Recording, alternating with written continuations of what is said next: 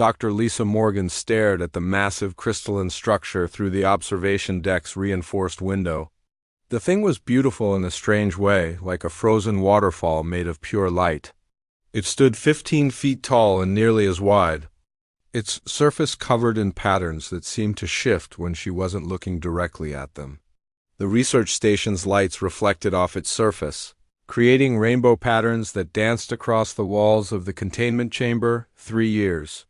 3 long years of testing, prodding, scanning, and analyzing, and the artifact remained as silent as the day they found it. Buried beneath the surface of Kepler 442b, Lisa rubbed her tired eyes and checked her watch. Another 16-hour shift was coming to an end, and she had nothing to show for it except more data that laid nowhere. "Still talking to our silent friend?" asked Dr. Kate Sullivan as she entered the observation deck. Kate carried 2 cups of coffee, steam rising from both. She handed one to Lisa and stood beside her at the window. "It's not talking back," Lisa said, accepting the coffee gratefully. The bitter taste was exactly what she needed. "Sometimes I wonder if we're wasting our time. Maybe it's just a really elaborate piece of Vorthak art." Kate shook her head. "The energy readings say otherwise? There's something active in there, something that responds to our presence. It's just not responding the way we expect." Lisa knew Kate was right. The artifact showed clear signs of internal activity.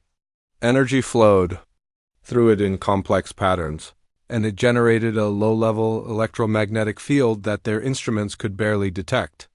But whenever they tried to communicate with it, to trigger any kind of response, it remained stubbornly silent. The door to the observation deck opened with a soft hiss, and Commander Jake Phillips walked in.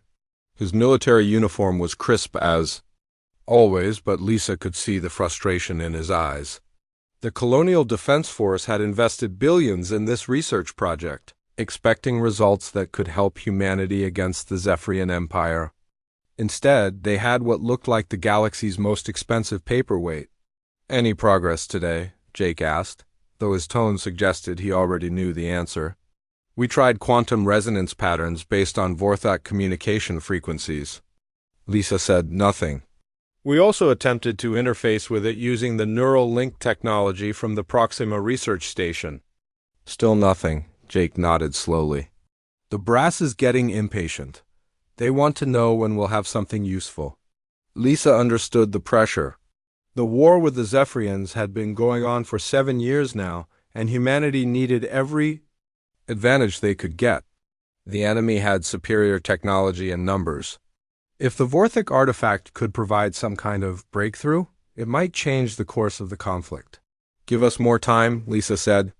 "We're missing something important, but I can feel we're close to a breakthrough." "What makes you think that?" Jake asked. Lisa pointed at the artifact. "Look at it, really look at it. The patterns on its surface aren't random. They're almost like it's waiting for something. Like it's ready to respond, but we haven't found the right trigger yet." Kate nodded in agreement. "The energy patterns change when we're in the room.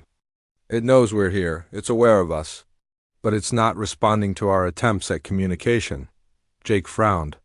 "Maybe we need to try something more direct. What if we tried to physically interface with it?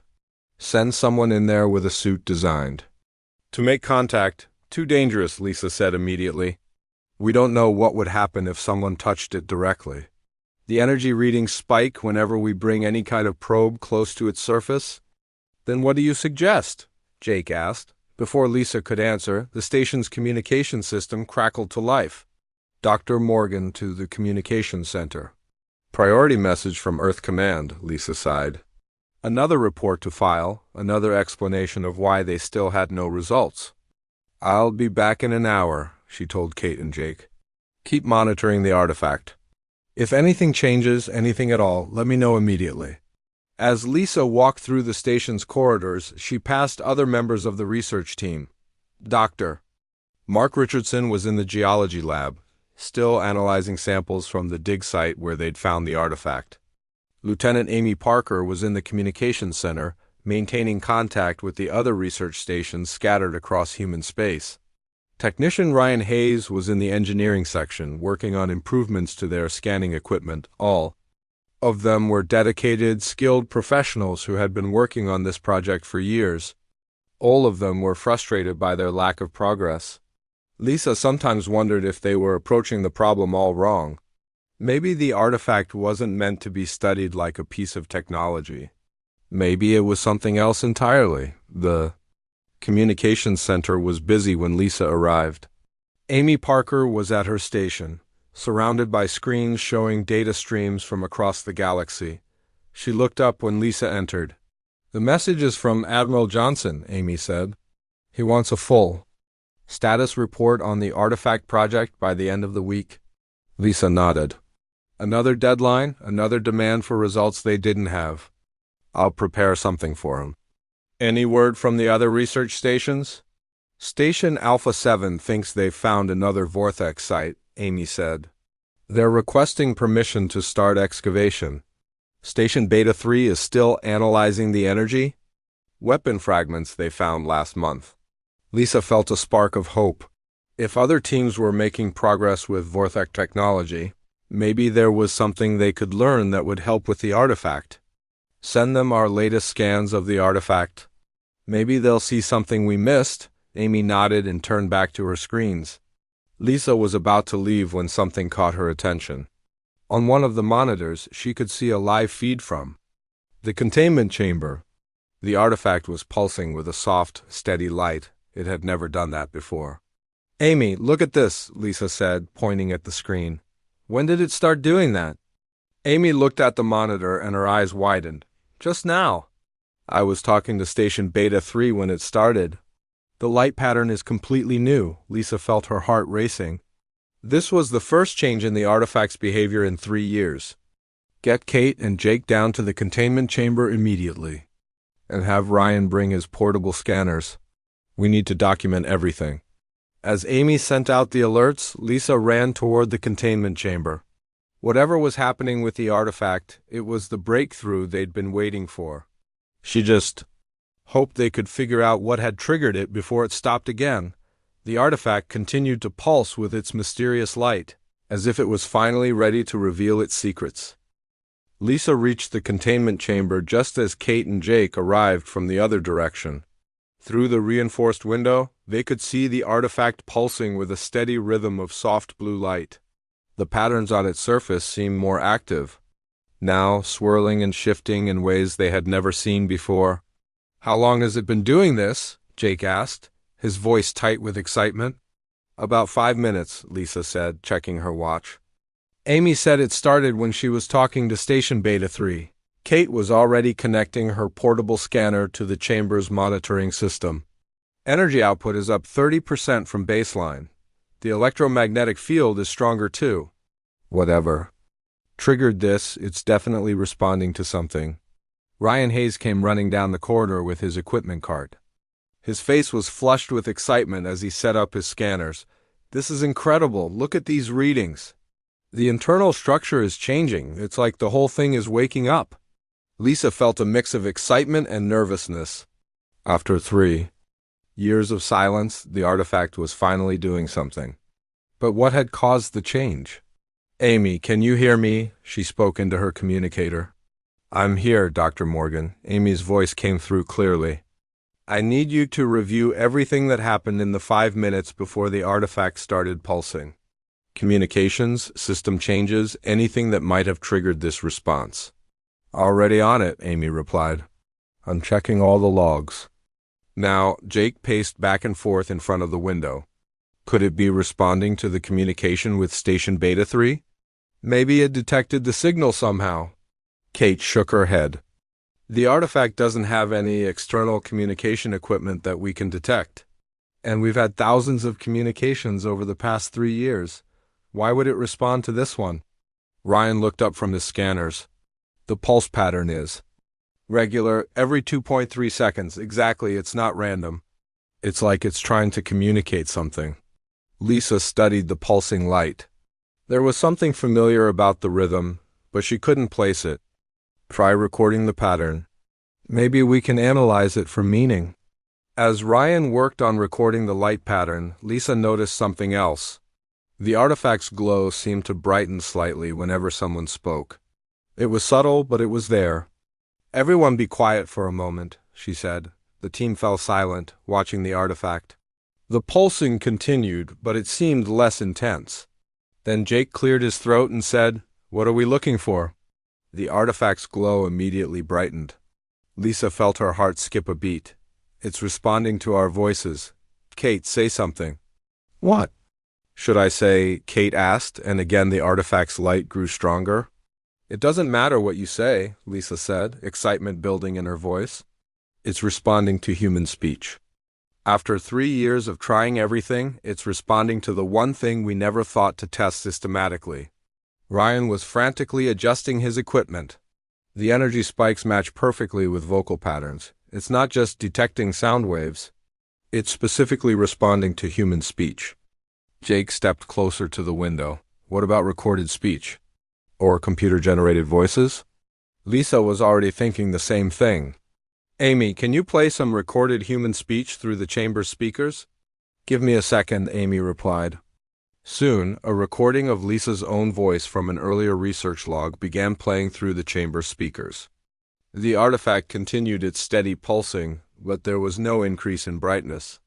"No response to recorded speech," Kate observed. "It only responds to live human voices." Lisa's mind was racing.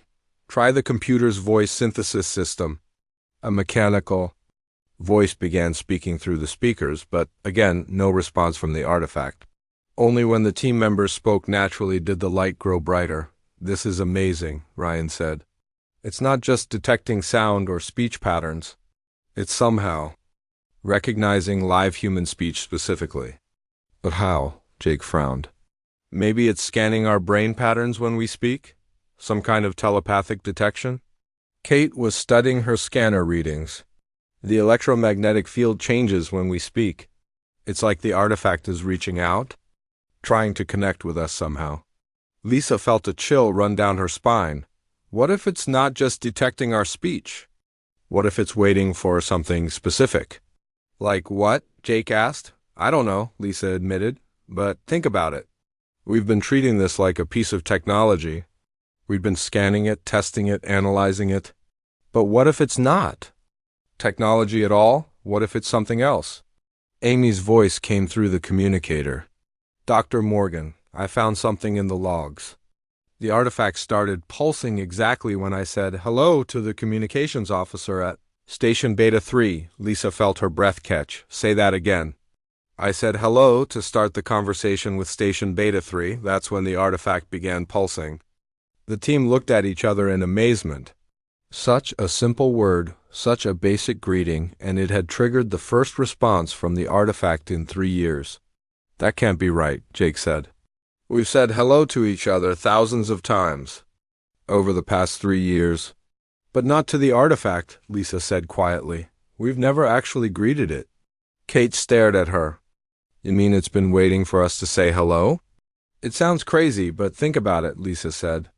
"Every intelligent species we've encountered has some form of greeting ritual.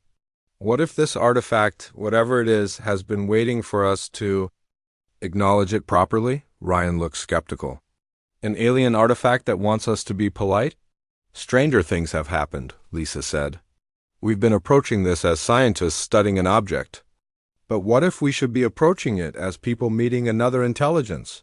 Jake shook his head. "That's a big assumption. We don't even know if it's intelligent."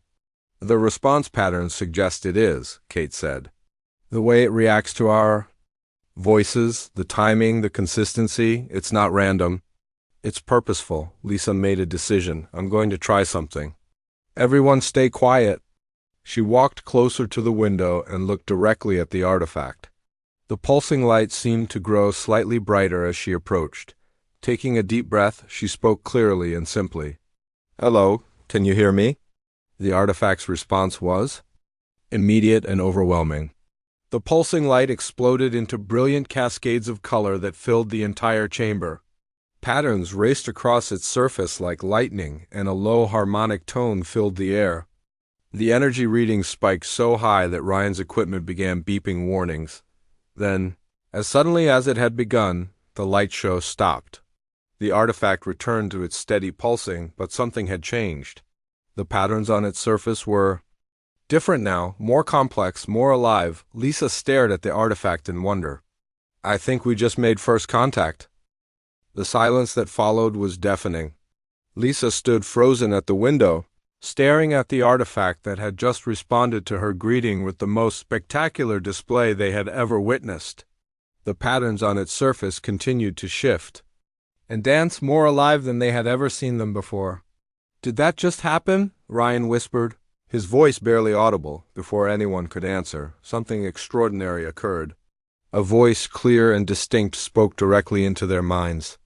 It wasn't heard through their ears, but felt inside their thoughts, as if someone was speaking from within their own consciousness. Greetings, young ones. I am the custodian. I have been waiting for someone to acknowledge me properly. Lisa felt her knees go weak. Kate grabbed onto the window frame for support. Jake's face went pale, and Ryan nearly dropped his scanner. The voice was unlike anything they had ever experienced.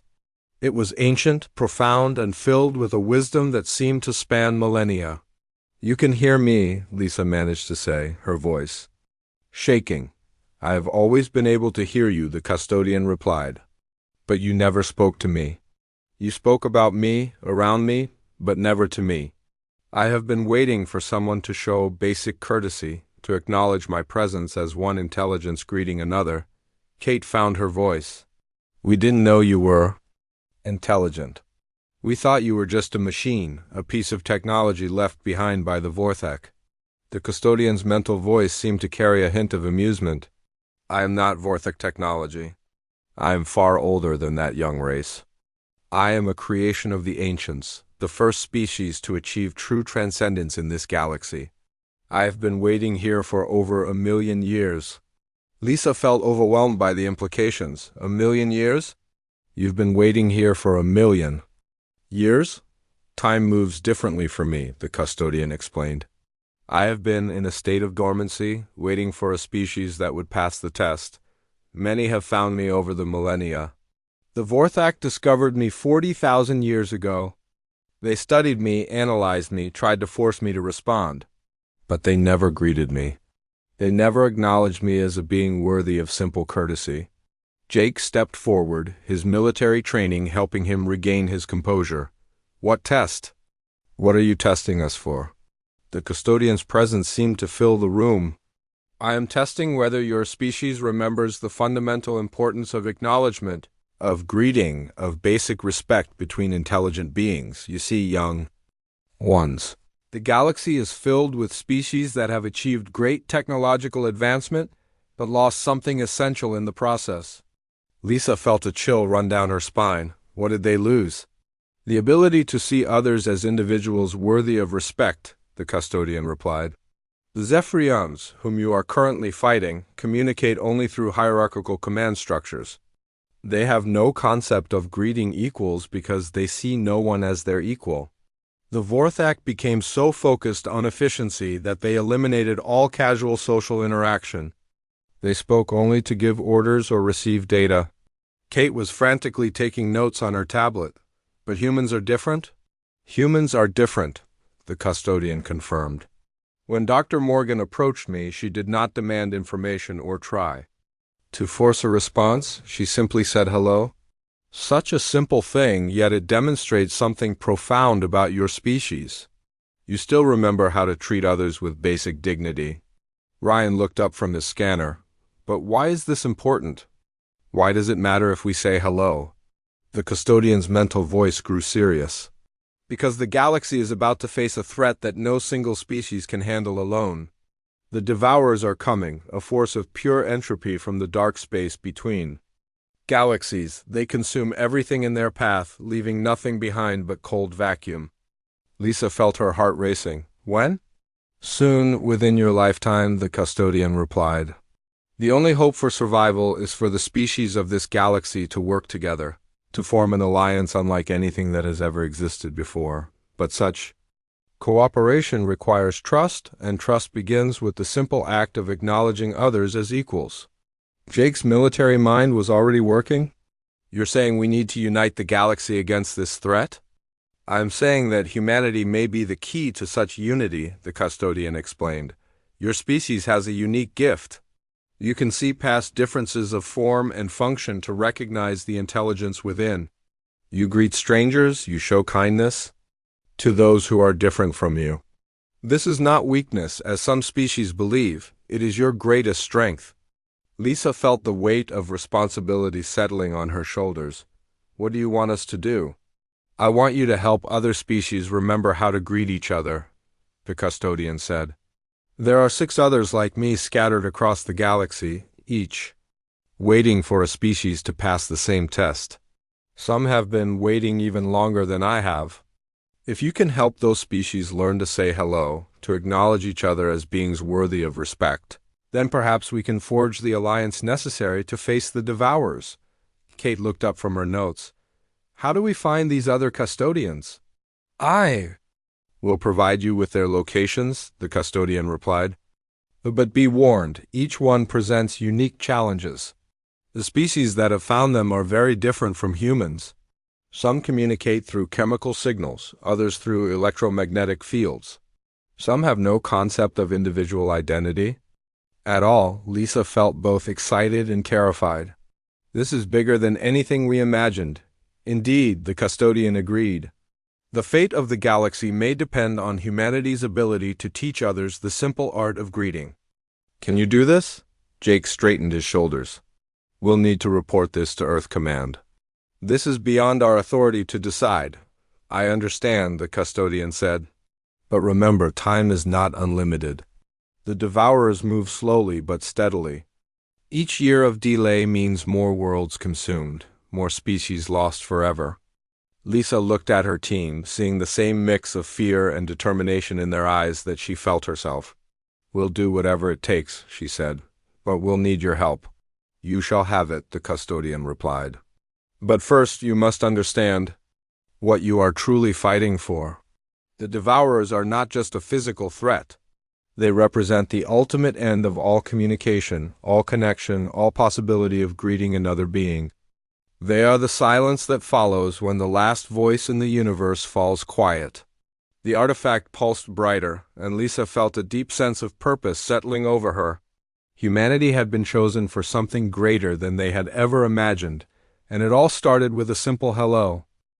The emergency meeting with Earth Command took place 3 days later.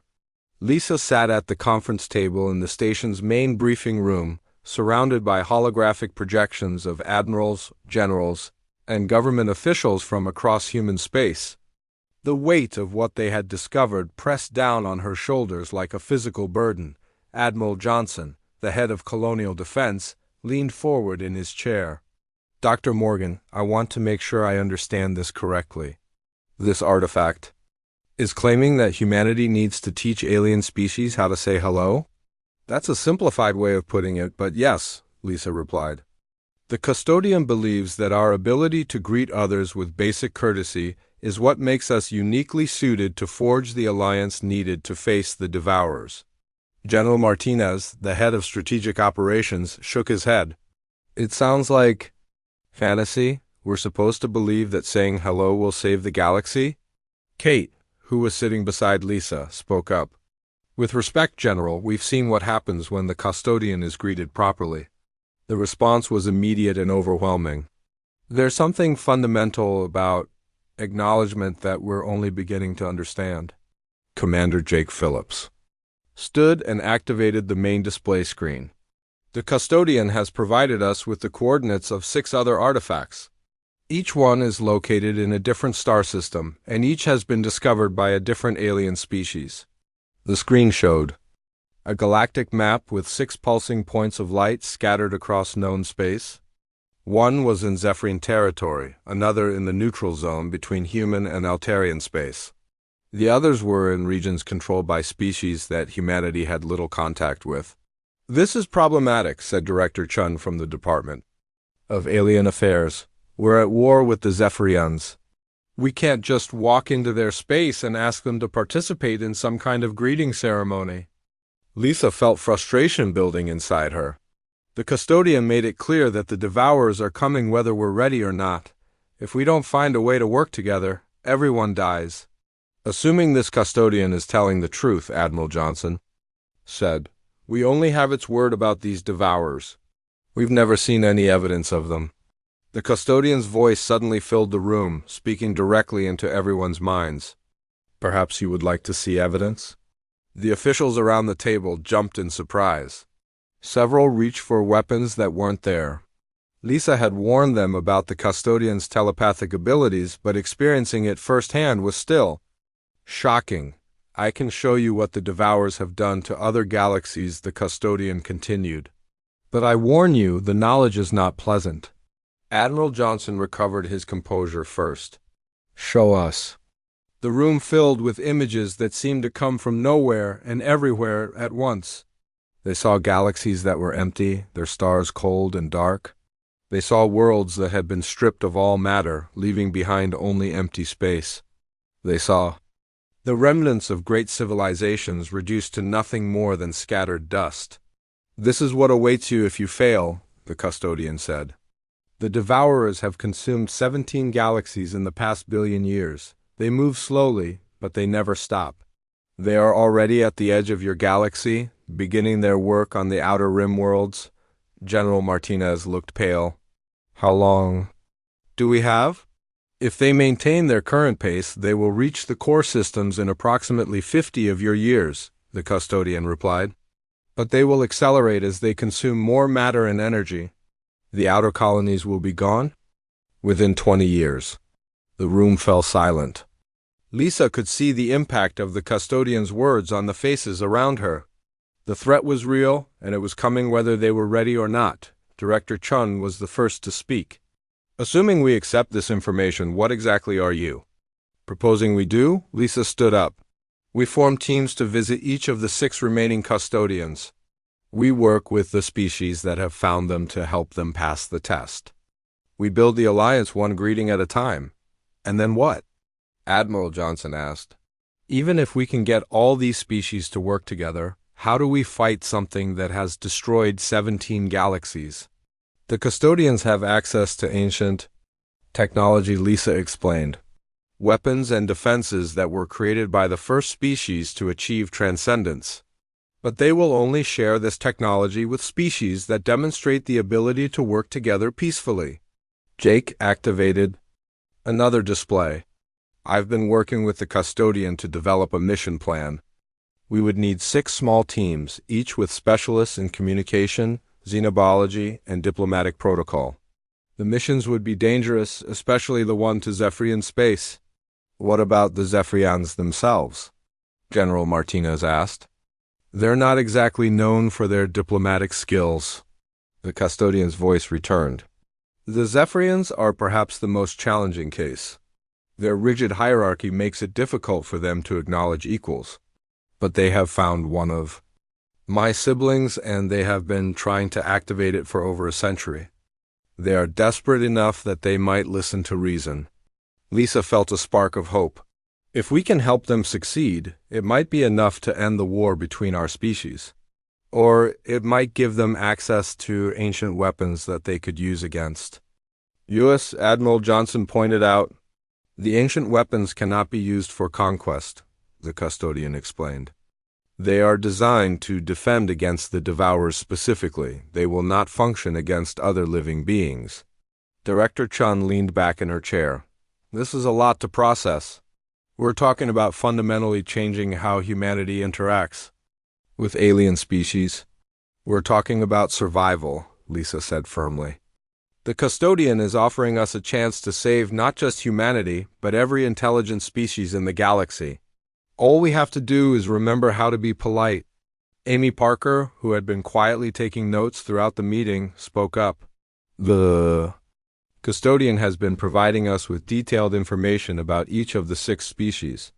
Their communication methods, their social structures, their concepts of greeting and acknowledgement. It's actually fascinating from a xenolinguistic perspective. The question is whether we're willing to take the risk," Jake said. "If we fail, if we can't help these species learn to work together, the devourers will consume everything anyway. But if we succeed, we might forge an alliance that could last for millennia." Admiral Johnson was quiet for a long moment. "The President will need to approve this. Congress will want hearings. The public will need to be informed. Time is not unlimited, the custodian warned. While you debate, the devourers consume more. Worlds. Each day of delay means more species lost forever. Lisa looked around the room at the faces of humanity's leaders. We discovered something incredible on this station. We made first contact with an intelligence that has been waiting for us for 1,000,000 years.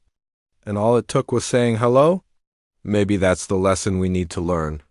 Maybe the solution to our biggest problems is simpler than we think. The meeting continued for several more hours, but Lisa could see that the decision had already been made. Humanity would take the risk because the alternative was too terrible to contemplate. The voting chamber fell silent as the final tally appeared on the main screen. Dr. Maria Santos watched the numbers with a mixture of hope and nervousness. 47 crew members had voted to accept the role of guardians. Only 3 had chosen the technology option. The decision was clear, but the weight of it pressed down on everyone present. Danny Clark sat in the back row, still amazed that his simple greeting had led to this moment. He looked around at his crewmates and saw the same mix of excitement and fear in their faces. They had just committed humanity to a path that would change everything about how they saw themselves and their place in the universe. Keeper's voice filled the chamber with what sounded almost like warmth. Your species has chosen wisely. The path of the Guardian is not easy, but it is the only path that leads to true fulfillment. You have shown that humanity possesses the most important quality of all, the ability to think beyond yourselves. Colonel Jake Miller shifted uncomfortably in his seat. He had voted for the technology option, along with 2 junior officers. The idea of all that knowledge and power being within reach, only to choose responsibility instead, still bothered him, but he was a soldier and he would follow the decision of his crew. What happens now? Dr. Santos asked, standing to address the AI. Now you learn, Keeper replied. But learning to be a guardian cannot be rushed. It took the architects 10,000 years to fully understand their role. Humanity will need time as well. We will start with your team, Dr. Santos. You and your closest colleagues will be the first to receive Guardian training. Dr. Kevin Brown raised his hand. What about the rest of us? What do we do while Maria and her team are training? You return to Earth, Keeper said. You share what you have learned here. You prepare your species for the changes that are coming, but you must do so carefully. Not everyone will understand or accept this choice. Some will see it as giving up humanity's greatest opportunity. Lisa Park nodded slowly. She had spent weeks analyzing the AIS systems, trying to understand how it worked. Now she realized that the technical details were far less important than the purpose behind them. How do we explain this to people who weren't here? Who didn't experience what we experienced? You tell them the truth, Keeper answered. You tell them that humanity was offered a choice between power and responsibility, and they chose responsibility. You tell them that sometimes the greatest strength is knowing when not to use your strength. Amy White, the engineer who had worried about the burden of guiding other species, felt a strange sense of peace settling over her. The decision had been made, and despite her fears, it felt right. Will we still get the technology eventually? The faster-than-light travel, the energy solutions, the medical advances, you will earn them, Keeper said. But you will earn them through understanding, not through demands. Each piece of knowledge you receive will come when you are ready to use it wisely. The architects learned that giving advanced technology to unprepared minds often leads to destruction. Danny found himself speaking up from the back of the room. What if we make mistakes? What if we're not as good at this guardian thing as you think we are? There was a pause before Keeper responded, and when it did, there was something almost like laughter in its voice. Danny Clark, the human who said hello when others remained silent, you ask the most important question of all. Of course you will. Make mistakes. Every guardian species has made mistakes. The architects made terrible mistakes in their early years. But the willingness to acknowledge those mistakes and learn from them is what makes a species worthy of the role. Dr. Santos felt a surge of pride in her crew. They weren't asking about power or glory. They were asking about responsibility and consequences. It confirmed that they had made the right choice. The first part of your training will focus on observation. Keeper continued. You will learn to watch and listen without interfering. You will study species that are just beginning to develop technology, species that are facing the same challenges humanity faced centuries ago. You will learn to recognize the signs of a species ready to grow and the signs of a species that needs more time. How many other guardian species are there? Dr. Brown asked. 12, including humanity. Each brings something unique to the fellowship. The Vorthak are masters of patience, able to observe a species for thousands of years without acting. The Zephyrians understand the delicate balance between guidance and freedom. The Kethmori have an intuitive grasp of when a species is ready for the next step in their development. What do we bring? Lisa asked. Hope, Keeper said simply. Humanity brings hope. Your species has faced extinction multiple times, yet you never gave up.